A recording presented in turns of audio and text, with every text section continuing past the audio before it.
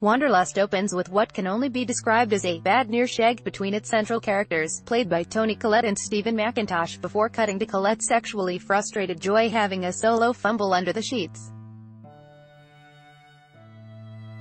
It's obvious that the couple want to have sex, but perhaps not with each other.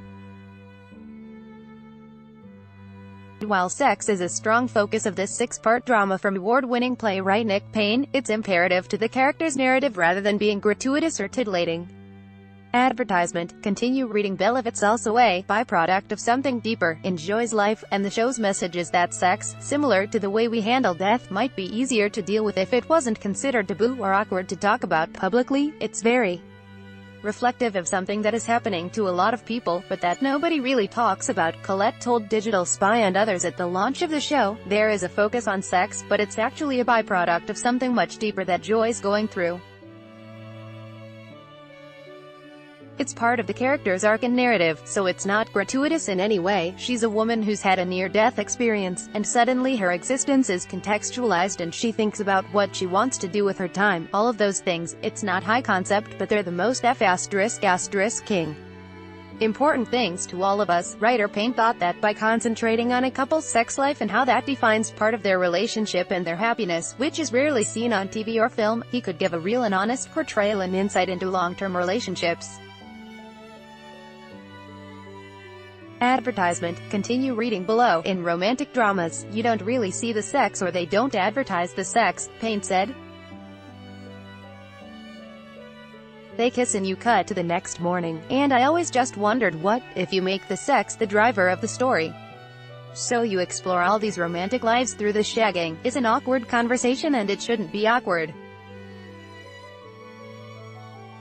Joy says at one point something like, "We're bad at talking about our private lives in public. For some reason we struggle. We have a similar struggle with death and grief, and I think to find a language for it and we can feel safe and supported too. It's a shame that we struggle, but then we get to make a show out of feeling repressed." Discussing whether the scene featuring Joy masturbating was partly included to break any stigma or taboo still attached to female masturbation, Payne said it was more to convey how Joy is just as libidinous as her husband. "I just think people masturbate in the same way people have dinner or go for walks," he explained, "maybe not as often." The scene of Joy and Alan is they're struggling to have sex, and I didn't want the audience to go, and I hope this hasn't how it feels.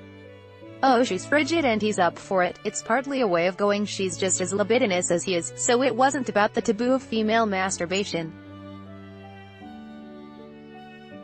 I wish I had a better answer. The series also asks whether lifelong monogamy is possible, or even desirable, as it examines the relationships of a multi-generational family. Wanderlust airs on BBC One later this year. Want up-to-the-minute entertainment news and features? Just hit like on our Digital Spy Facebook page and follow on our Digital Spy Instagram and Twitter account.